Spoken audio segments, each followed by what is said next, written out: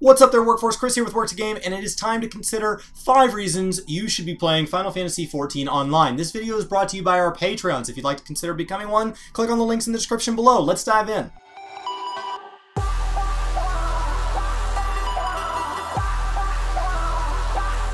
Now, the first reason to play this game, in my opinion, is the story. I am not a big lore guy. I skip cutscenes in just about every game I play. I really don't read a whole lot of quests. I just want to kill things. But this game is masterful in its story, in its depth, the number of characters they support.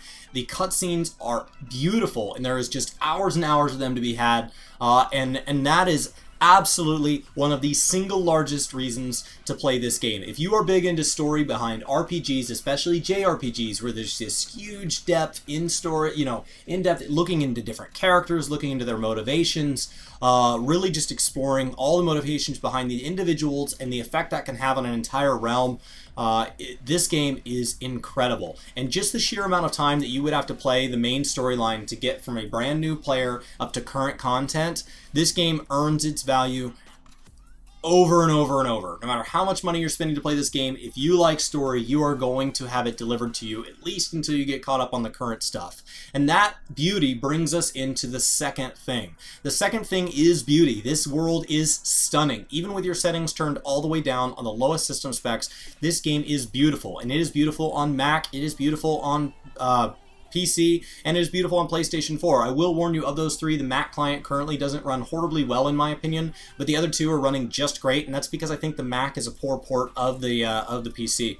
But without diving too far into that, I would say that the beauty of this game is astounding. That's why you have things like load screens between zones, is because you can just go into a housing zone and watch the sunset. If you haven't leveled fishing, you should go find a beautiful sunset, turn off your UI, let the controller rumble, and just enjoy that sunset. It is unbelievable. The dungeons are beautiful. The game is visually just overwhelmingly, all the different spells, everything like that. And if you have a system that can support any of these settings turned up, it gets absolutely crazy from there.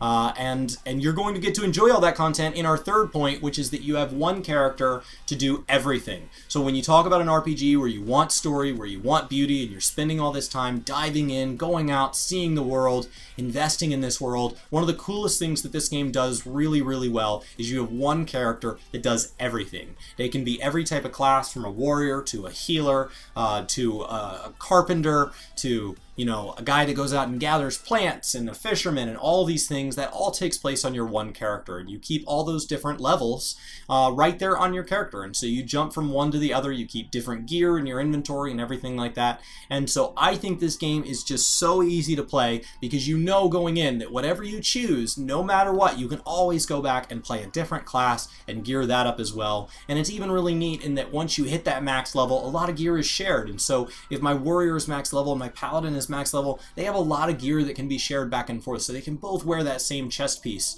and that really helps them out.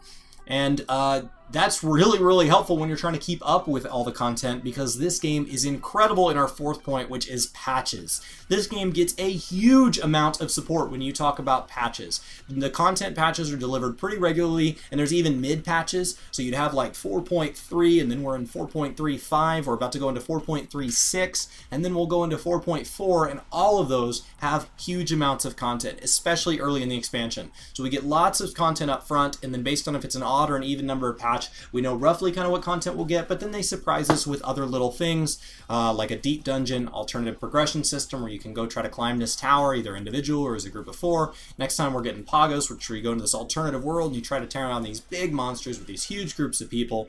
And just across the board, they're even doing a cross-world event with Monster Hunter World, and this is not new to have these cross-world events. We have other ones that have been done in the game, and so just the support for this game and the amount of content we get overall across the course of an expansion rivals any other MMO on the market. Honestly, I think 4.3 is one of the lightest content patches we've had this expansion, and that is not because I have not been able to put a ridiculous amount of hours into my game. And I do not have all my character classes to cap. I do not have all of this stuff. So if I'm saying that I'm bored with the game right now, it's because there's content I'm not doing. This game has an infinite amount of content that you could do if you have a wide wide array of things you're interested in. If you don't, it has plenty for a game like this, a game of this size. There's a reason it's the second biggest MMO, and it is because they do a great job supporting the game with these content patches. And they also do a great job supporting our fifth and final port, the community. I have never been in a community in an MMO that is more welcoming, more friendly than Final Fantasy.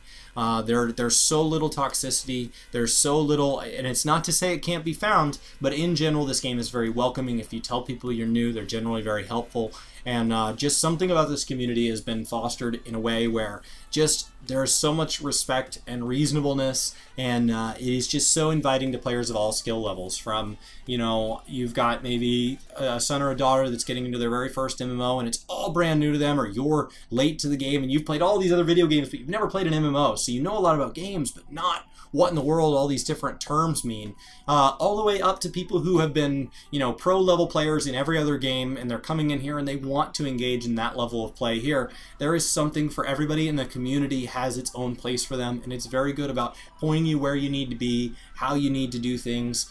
It just is overwhelmingly supportive. And that's it. I just wanted to make a post today focusing on the 5 reasons you would want to play Final Fantasy XIV online. This is talking about Stormblood. This is talking about the current expansion. At 5.0 we'll change the name, but honestly I expect these 5 reasons to stick around for quite a while. This is the 5 reasons, in my opinion, are the best reasons to justify my subscription, and are the things that I really find are best handled by Final Fantasy. When I look at other MMOs, I don't see anybody that can, I see very few people that can match, and I don't see anybody that can beat this game in any of these things. The amount of beauty, the amount of story, the ability to do everything on one character, the amount of content that comes out per patch, and the beautiful and wonderful community to support it. I think this game does an incredible job. And is absolutely an MMO that you should consider if you haven't tried it already. There is a free trial out there, but a lot like the free trials to other games, the early game just doesn't do the game justice. The game doesn't even really start to open up until level 30, and honestly you're not really experiencing a character until level 50, which was the end of the first kind of expansion. And so finishing level 50 is really where the game opens up, and from 50 to 70 it goes so fast.